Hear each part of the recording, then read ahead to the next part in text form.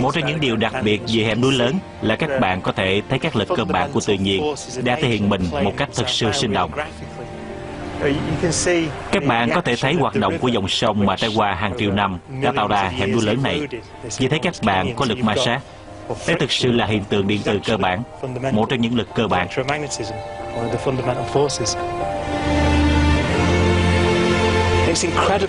Thật khó mà nghĩ được rằng thung lũng khổng lồ này được chạm khắc và tạc nền bởi hoạt động của dòng nước chảy.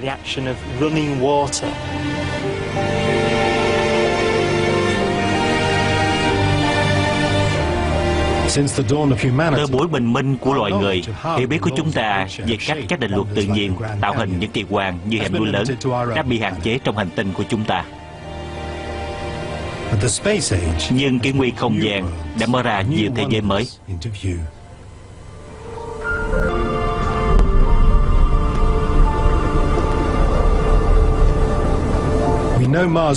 Chúng ta hiểu rất rõ về sao Hỏa bởi vì chúng ta có tai mắt trên bề mặt của nó.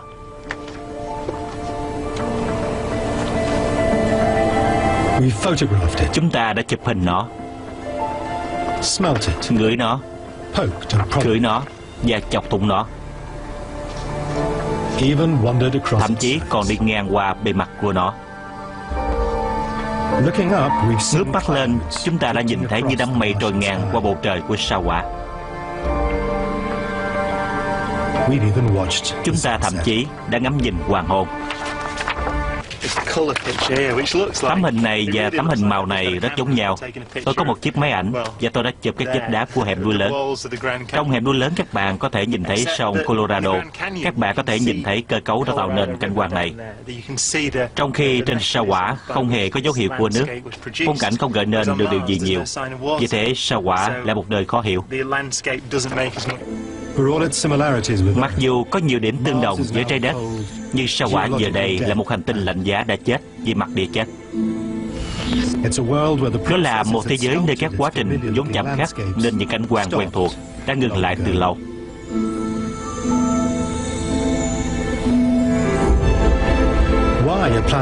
Việc một hành tinh như sao Hỏa có kết cục khác hẳn với trái đất khiến các bạn tự hỏi làm thế nào mà cùng một loạt các quy luật vũ trụ giống nhau giúp chi phối tất cả chúng ta lại có thể tạo ra những khác biệt to lớn đến thế khi hoạt động trên quy mô hành tinh.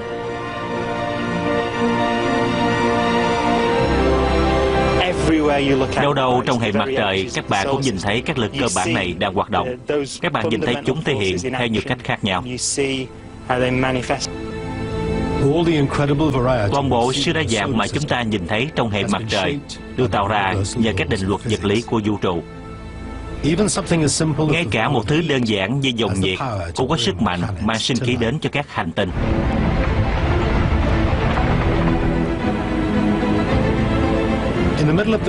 Ở giữa Thái Bình Dương trên đảo Hawaii, chúng ta có thể nhìn thấy hoạt động của nhiệt mang sự sống đến cho hành tinh của chúng ta như thế nào.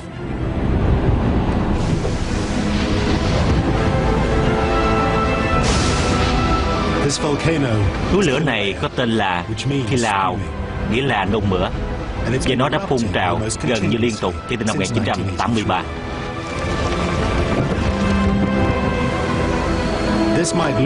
Có thể trông nó giống như vật hủy diệt quy mô lớn, nhưng Kilauea là một nơi sản sinh đất đai mới. Hoạt động của núi lửa đã tạo nên hòn đảo này, mà trên thực tế là cả quần đảo Hawaii. Nhờ sự phun trào đều đặn và liên tục qua hàng triệu năm, các hòn đảo đã dần dần trồi lên từ đáy biển Thái Bình Dương.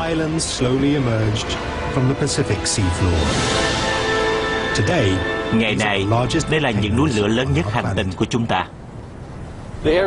Không khí loãng, các bạn phải hít thở sâu hơn và các bạn bắt đầu suy nghĩ kém rõ ràng hơn. Đừng yêu cầu tôi giải bất cứ bài toán nào ở trên này, tôi chắc chắn sẽ có đáp án sai. Tiến sĩ Laszlo Keszthely là một nhà núi lửa học. Ông nghiên cứu núi lửa trong hệ mặt trời, nhưng ông sử dụng núi lửa trên trái đất để hiểu rõ hơn về các bản sao ngoài hành tinh của chúng ta. Chúng ta đang ở trên đỉnh của Mauna Kea, và đây là ngọn núi lửa cao nhất hành tinh theo một số tiêu chuẩn. Ngọn của nó cao khoảng 4.000 mét phía trên mặt nước biển Thái Bình Dương, nhưng chân của nó lại nằm bên dưới mặt nước biển Thái Bình Dương 5.000 mét. Nếu cộng lại thì nó cao hơn ngọn núi Everest một chút. Nhưng khi quan sát bề mặt của những thế giới khác, chúng ta nhìn thấy các núi lửa vốn có thể quá lùn như gà khổng lồ thường chúng ta được biết. Có nhiều điểm tương đồng độc đáo với các cảnh quan núi lửa trên đảo Hawaii và các cảnh quan núi lửa mà chúng ta nhìn thấy trên sao Hỏa. Trên sao Hỏa với các camera có độ phân giải cao, chúng ta bắt đầu nhìn thấy trên những bề mặt trẻ hơn nhiều đặc điểm rất giống như các đặc điểm mà chúng ta nhìn thấy trên Kilauea. Chúng ta đã bắt đầu phát hiện ra cái mà chúng ta gọi là cát nóng, tức là những mô đá đơn lẻ như các bạn nhìn thấy ở đây. Có rất nhiều điểm giống nhau giữa nham thạch và cảnh quan ở đây với nham thạch và cảnh quan trên sao Hỏa. Nhưng có một điều quan trọng mà chúng ta không nhìn thấy ở bất cứ nơi nào trên sao Hỏa. Núi lửa đang phun trào.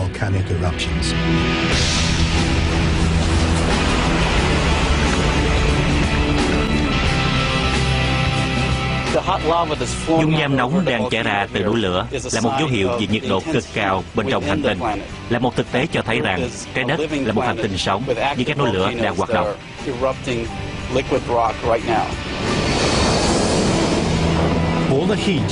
Toàn bộ việc mà các bạn nhìn thấy đang thúc đẩy hoạt động núi lửa hoành tráng này là một dấu tích của sự hình thành trái đất.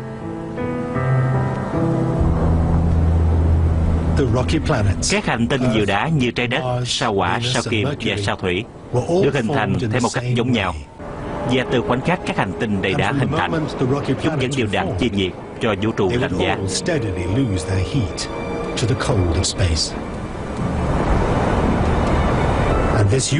Và định luật vũ trụ này giải thích nguyên nhân khiến sao Hỏa trông khác biệt như thế. Sao Hỏa nhỏ hơn trái đất, và hai khối đá này sẽ là tượng trưng thô thiển cho sự khác biệt. Khối đá nhỏ có kích thước chỉ bằng một nửa khối đá lớn, nhưng xét về thể tích và khối lượng thì khối đá lớn gấp gần 8 lần khối đá nhỏ. Vì thế khối đá nhỏ sẽ mất nhiệt nhanh hơn khối đá lớn rất nhiều. Còn một logic đó cũng được áp dụng cho trái đất và sao Hỏa. Trái đất vẫn duy trì đủ nhiệt để tạo ra rất nhiều magma, nhưng sao Hỏa thì không. Phần bên trong của sao Hỏa đã quá lạnh bởi vì nó quá nhỏ nên không thể giữ nhiệt được. Động lực địa chất của nó đã dừng lại, và các núi lửa đồi sột của nó như Olympus Mons đã mất động lực. Cách đây hàng triệu hoặc thậm chí hàng tỷ năm, bề mặt của sao Hỏa đã thực sự bị tê liệt.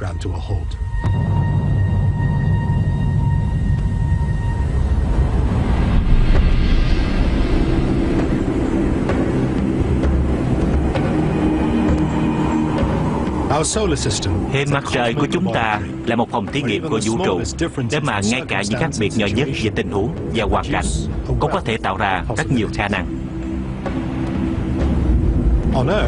Trên trái đất, chúng ta thấy một sự thể hiện hợp lý về cách các định luật tự nhiên hoạt động.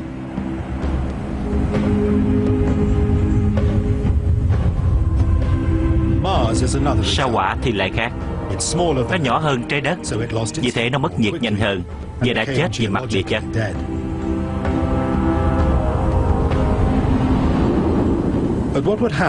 Nhưng điều gì sẽ xảy ra nếu như các bạn nhấc một hành tinh như trái đất và dời nó đến gần mặt trời hơn một chút? Dần thực sự có một hành tinh như thế.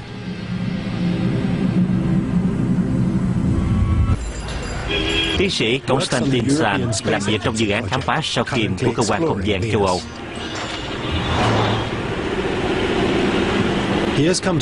Anh đã đến miền Tây Ấn Độ để xem một mẫu sao Kim trên trái đất.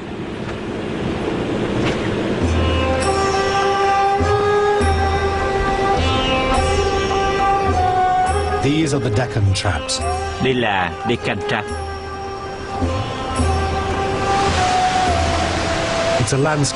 Đây là một cảnh quan được tạo nên từ các thung lũng và những dãy đồi dốc.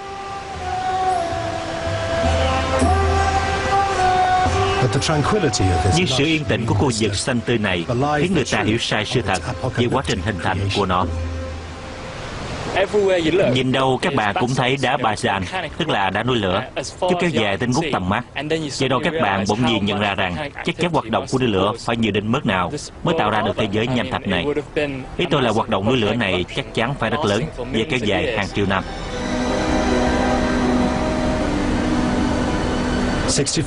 Cách đây 65 triệu năm, một lượng dung nham khổng lồ bật ra từ các khe nứt khổng lồ dưới mặt đất. Nó lớn đến mức phủ kính 400.000 km vuông.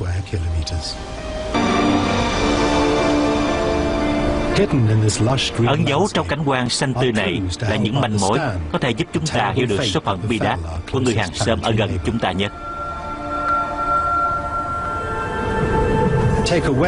Sử dụng radar để nhìn xuyên qua cái đám mây, bề mặt của sao Kim cuối cùng cũng được khám phá.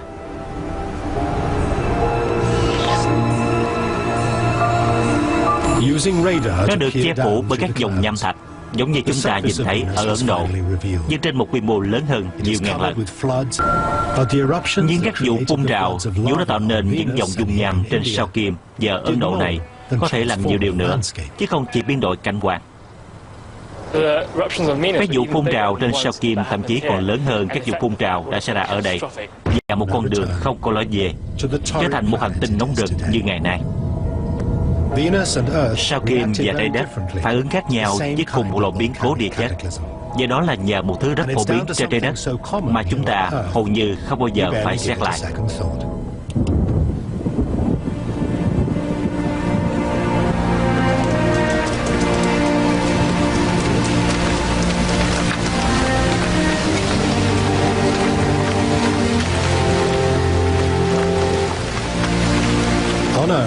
Trên Trái Đất, nước đóng một vai trò quan trọng trong việc giữ cho hành tinh chúng ta là một nơi sinh sống dễ chịu.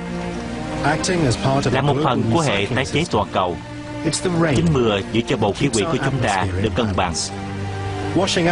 Mưa rột rửa loại khí gây ứng nhà kính rất mạnh, dioxide carbon, và mang nó vào các đại dương. Ở đó nó bị giam cầm dưới dạng đá.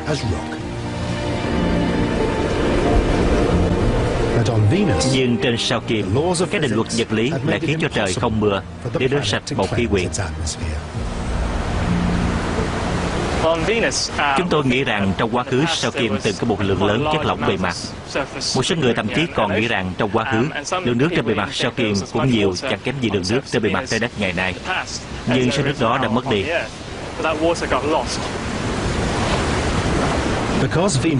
Bởi vì sao Kim ở gần mặt trời hơn, nên người ta nghĩ rằng nước trên bề mặt của nó đã bốc hơi vào không gian cách đây hàng tỷ năm. Không có nước thì không có mưa. Như thế không có gì để hạn chế sự tích lũy các loại khí như dioxide carbon trong bầu khí quyển. Hành tinh này trở nên bị bao kín trong một lớp khí dày, giống như nhiệt ở bên trong. Lượng khí dioxide bắt đầu tăng lên mãi. Điều đó khiến cho hành tinh ấm lên rất nhanh.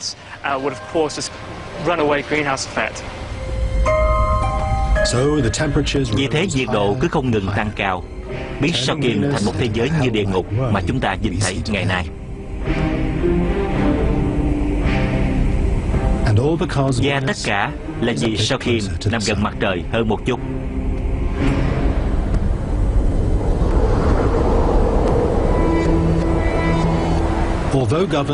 Mặc dù bị cùng các định luật của vũ trụ chi phối, nhưng Trái Đất lại là một khối cầu đá rất đặc biệt. So với sao Kim nóng bức và sao Hỏa băng giá, thì hành tinh của chúng ta không quá lớn, không quá nhỏ, không quá nóng và không quá lạnh.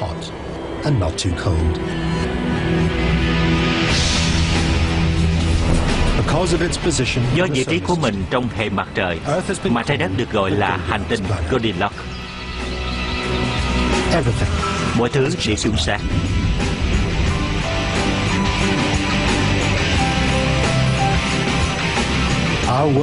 Thế giới của chúng ta là độc nhất vô nhị, nhưng nó không tồn tại riêng biệt. Nó có liên hệ mật thiết với các hàng xóm láng giềng. Trái Đất không phải và không bao giờ là chủ nhân của số phận của mình. Sự sống và cái chết của hành tinh chúng ta bị chi phối với các lực bắt nguồn từ những nơi sâu thẳm của hệ mặt trời.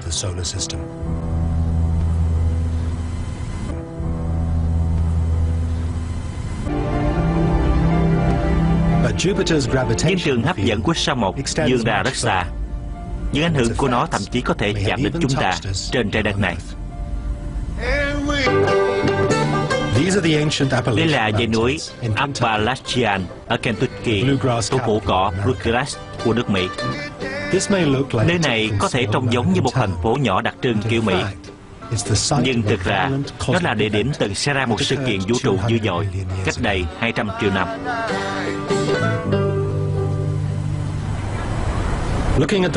Nhìn ngắm cảnh quan ngày này, các bạn khó mà nghĩ được rằng mình có thể tìm thấy chút chứng cứ nào về những gì đã xảy ra ở đây. Nhưng nhà địa chất học hành tinh K.B. Lamb đã đến để xem xét nơi một khối đá khổng lồ cắm vào trái đất.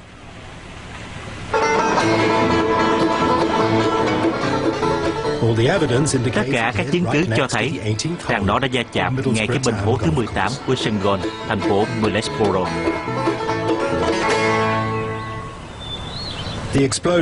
Vụ nổ đã làm biến đổi diện mạo của các khối đá trên hố thứ 18, để lại những địa điểm địa chất khác thường. Đây là các khối đá hình nón. Những đường sọc hình nón nhỏ này là dấu hiệu chỉ báo về vụ va chạm. Các bạn sẽ không nhìn thấy chúng ở bất cứ quá trình bề mặt nào, ngoại trừ một vụ nổ hạt nhân. Và chính khối đá này đã cung cấp cho chúng ta bằng chứng thuyết phục về một sự kiện va chạm. Kay ước lượng đàn thiên thạch của Millsboro đã khoét nên một miệng hố có đường kính khoảng 6 km. Ở các miệng hố lớn trên trái đất, điểm trung tâm sẽ bật lên lại, rất giống như khi các bạn ném một hòn sỏi xuống ao nước. Một khoảng trũng sẽ hình thành, và điểm trung tâm sẽ bật lên lại. Điều đó giống như những gì mà chúng ta nhìn thấy ở đây. Ngoại trừ một việc là chúng ta không nói về chất lỏng, chúng ta đang nói về đá cứng. Những khối đá lớn bị rung lên, bị sôi lên và bị đào lên. Chúng bật lên từ đất sâu. Khối đá này lẽ ra là không ở đây. Nó lẽ ra nằm ở phía dưới chúng ta cả trăm mét. Tiểu hành tinh khổng lồ đã va chạm ở đây, có lẽ có đường kính khoảng nửa km. Và ngày nay chúng ta biết nó từ đâu đến, và một cách vô hại trong không gian.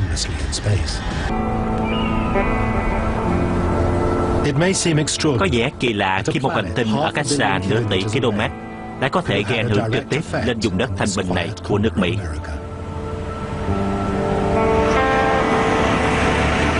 Vụ va chạm này đã giúp mở ra một lối mòn dẫn lên dãy núi và vào Kentucky. Vì thế miệng hố này cùng với các lỗ hổng mà chúng ta nhìn thấy trên dãy núi thật sự có một quyền năng lên sự định cư ở nước Mỹ, và có ảnh hưởng, nếu không nói là thay đổi lịch sử nước Mỹ đến một mức độ nào đó. Bằng chứng về các vụ va chạm của thiên thạch hiện diện trên khắp trái đất. Những miệng hố lớn nhất có thể nhìn thấy được từ không gian.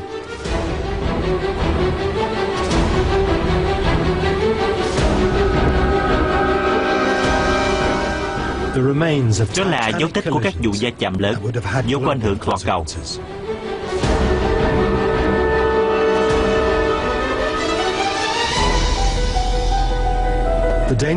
Sự nguy hiểm của chúng không hề giảm bớt trong quá khứ xa xôi của chúng ta.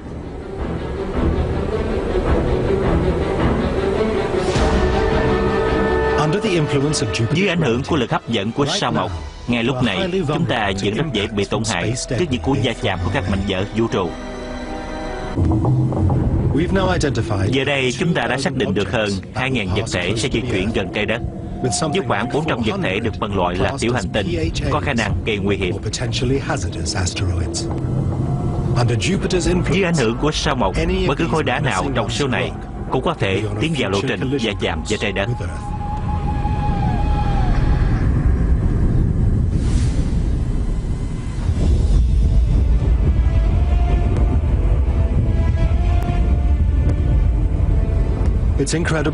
Thật khó mà hình dung được rằng một hành tinh nằm cách xa nửa tỷ km lại có thể làm chủ số phận của thế giới chúng ta. Lực hấp dẫn khổng lồ của sao Mộc vượt qua khoảng trống mênh mông của vũ trụ. Và mặc dù sức mạnh của nó có thể hủy diệt trái đất, nhưng cũng chính trường hấp dẫn đó lại thổi sự sống vào những nơi khác của hệ mặt trời.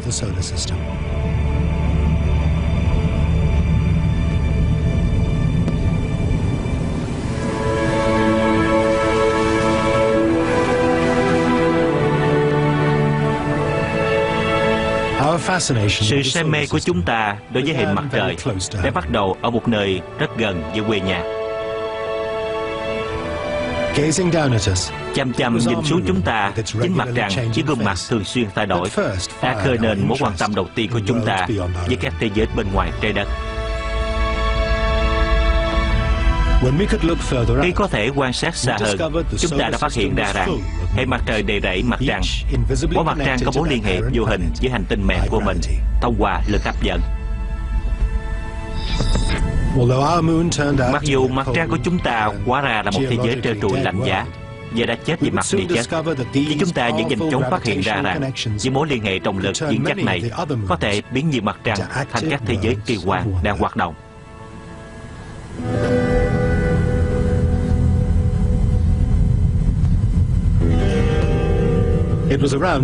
Những mặt trăng đầu tiên mà chúng ta nhìn thấy ngoài mặt trăng của chúng ta là những mặt trăng xung quanh sao Mộc. Cách đây 400 năm, nhà thiên văn học Galileo và cuối cùng mặt trăng nhóm màu vàng nằm gần sao Mộc nhất được gọi là Io.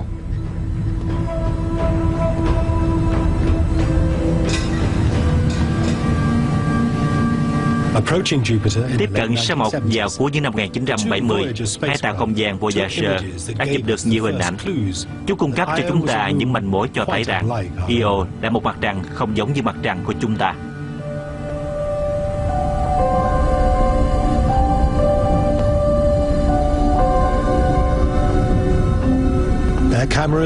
Các camera của chúng ta cho thấy một bề mặt kỳ lạ với màu sắc sống động và những vết sẹo khác thường.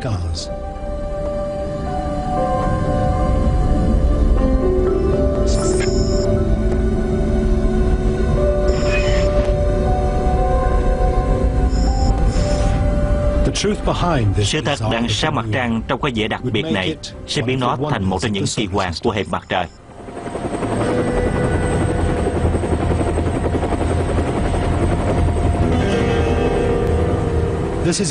Đây là Ethiopia ở Đông Phi.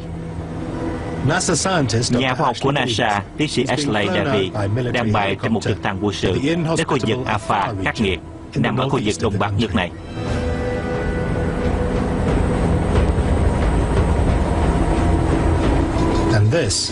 Và ông đến đây chính là vì thứ này.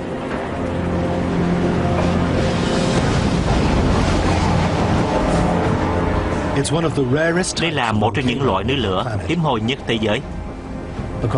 Bởi vì trong miền núi lửa là một hồ dung nham không ngừng sôi sục.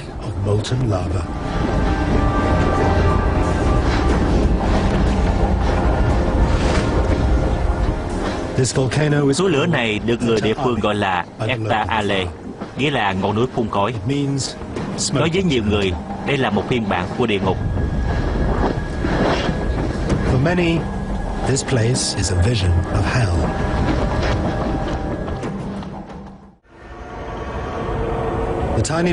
Mặt trăng nhỏ bé này khổ sở vì các núi lửa giúp sơn phết bề mặt của nó bằng vô số màu sắc.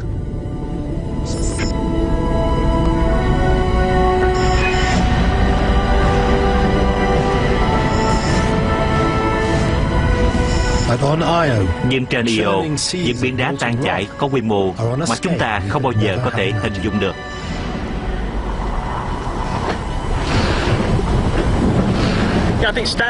Tôi nghĩ nếu đứng trên rìa của một hồ dung nham ở Io, các bạn sẽ nhìn thấy cảnh tượng rất giống như thế này. Chiếc hồ này rộng khoảng 120 mét. Còn trên Io, các hồ dung nham có đường kính tới 180 km. Chúng kéo dài ngút tầm mắt, trải rộng tới tận chân trời. Đó sẽ là một cảnh tượng không thể nào tin được. Cảnh tượng đó Ashley sẽ không bao giờ tận mắt nhìn thấy. Nhưng hồ dung nham này có nhiều điểm tương đồng với các hồ dung nham trên Io. Đây là nơi vô cùng bất lợi cho công việc nghiên cứu. Nhưng Ashley ở đây vì một nhiệm vụ quan trọng của NASA. Và đúng 10 giờ 7 phút 36 giây tối nay, một vệ tinh sẽ lướt qua trên bầu trời và đo nhiệt độ của hồ dung nham này.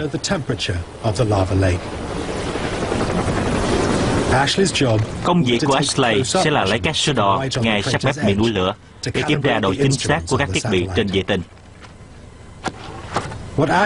Những gì Ashley thu thập ở đây sẽ được dùng để thiết kế những thiết bị đo lường nhiệt độ của các hồ dung nham trong nhiệm vụ kế tiếp của NASA trên Io.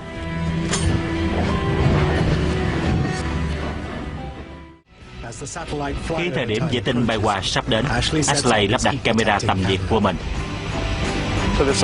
Vậy là mọi việc diễn ra lúc 7 phút 36 giây.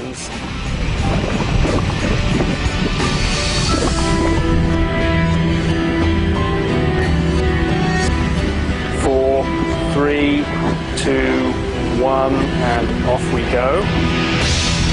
As we speak, như chúng tôi đã nói, vệ tinh đang đi qua trên đầu. Ổ dung nham đang biểu hiện rất tốt.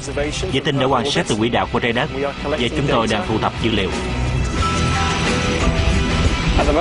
Lúc này nhiệt độ là khoảng 800 độ C. Nhiệt độ sẽ cao hơn nếu tôi điều chỉnh khoảng cách. And that's it. Isn't that something? Ashley cho rằng những số đo này sẽ bị lu mờ trước nhiệt độ của dung nham trên Io. Nhưng trong quá khứ, không phải lúc nào người ta cũng nghĩ rằng Io là một thế giới núi lửa nóng bỏng. Trước khi chúng ta quan sát Io ở phạm vi rất gần, mọi người vẫn nhất trí rằng các mặt trăng trong hệ mặt trời đều lạnh giá và đã chết vì mặt địa chất, giống như mặt trăng của chúng ta.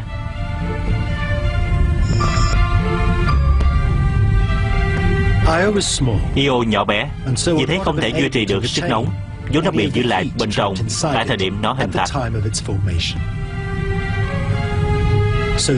Vì thế, việc nhìn thấy hoạt động núi lửa mạnh mẽ đến thế trên Io quá là một cú sốc. Khi các núi lửa khổng lồ này được phát hiện trên Io, thì đó là một trong những điều bất ngờ lớn nhất của ngành khoa học hành tinh. Các hành tinh lớn như sao Hỏa chẳng hạn có một nhóm núi lửa to lớn. Chúng không còn phun trào nữa. Chúng đã không phun trào trong một thời gian dài. Sa Kim có rất nhiều núi lửa, nhưng chúng không phun trào trong một thời gian dài, hầu như chắc chắn. Và ở đây chúng ta có Io điên cuồng phun trào. Điều gì đang tạo nên toàn bộ sức nóng này? Trên trái đất, hoạt động núi lửa là kết quả của nội nhiệt. Chúng được giữ lại ở thời điểm trái đất hình thành. Nhưng Io quá nhỏ nên không thể giữ được nguồn nhiệt này. Một điều gì đó khác hẳn chắc chắn đang xảy ra. Một điều gì đó khác biệt đã thúc đẩy hoạt động của núi lửa. Và đó chính là mối liên hệ của Io với hành tinh mẹ.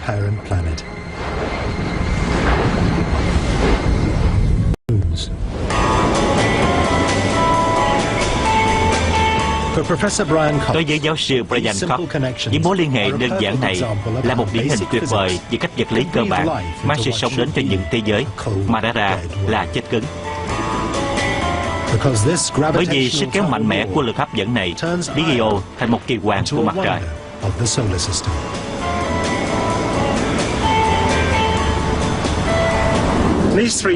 Ba mặt trăng này được sắp xếp theo một cách rất thú vị. Cứ mỗi vòng quỹ đạo của Ganymede, mặt trăng nằm ngoài cùng, thì Europa đã di chuyển được 2 vòng và Io thì được 4 vòng. Và điều đó có nghĩa là các mặt trăng xếp thẳng hàng như thế này khá thường xuyên. Và điều đó có nghĩa là chúng trao nhau một cú hích trọng lực. Nếu các bạn quan sát xem điều đó ảnh hưởng như thế nào lên Io, thì sẽ thấy thay vì di chuyển theo một quỹ đạo hình tròn, nó là di chuyển theo hình elip hay một hình lệch tầm. Vì thế có lúc nó ở gần sao Mộc, có lúc nó ở xa sao Mộc. Và khi nó di chuyển từ vị trí gần sao Mộc hơn ra vị trí xa hơn, thì nó bị kéo, bị ép, rồi bị kéo và bị ép. Do đó trong một quỹ đạo quanh sao Mộc, Io nhô lên tới 100 mét, rồi hạ xuống trở lại. Điều đó làm cho nó nóng lên. Cũng giống như bạn có một quả bóng mềm, bạn bắt đầu ép nó rồi kéo giãn nó, và nó sẽ nóng lên. Điều đó cũng xảy ra với Io. Nó cung cấp nguồn nội nhiệt để kích hoạt hoạt động địa chất của Io.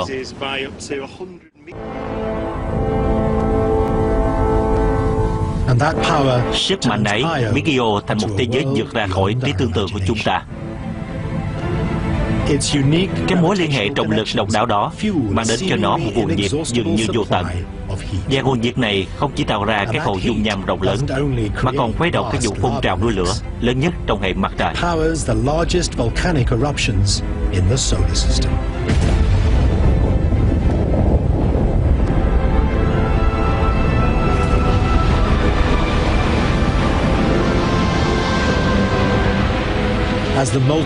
Khi đá tan chảy và khí bật ra khỏi bề mặt lạnh giá, khí bốc lên để dung nham thành một vòng phun khổng lồ, phun các phần tử nhỏ mịn lên không trung.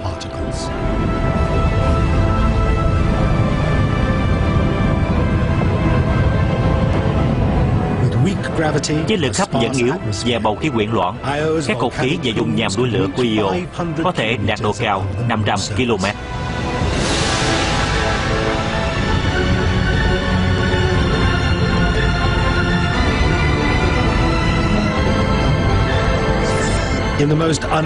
Ở nơi bất ngờ nhất trong tất cả các nơi, ở khu vực lạnh giá nhất của hệ mặt trời, các định luật vật lý đã tạo nên một mặt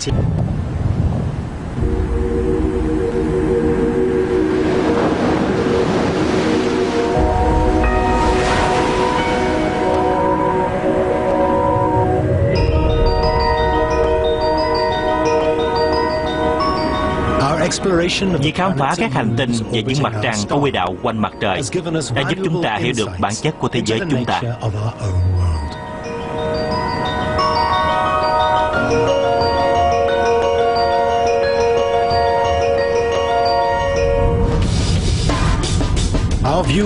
Quan điểm của chúng ta về vị trí trái đất trong vũ trụ đã bị thay đổi hoàn toàn.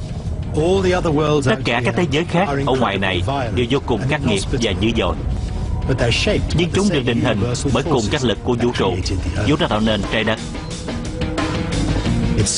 Rất là kỳ lạ khi thiên đường này lại tồn tại.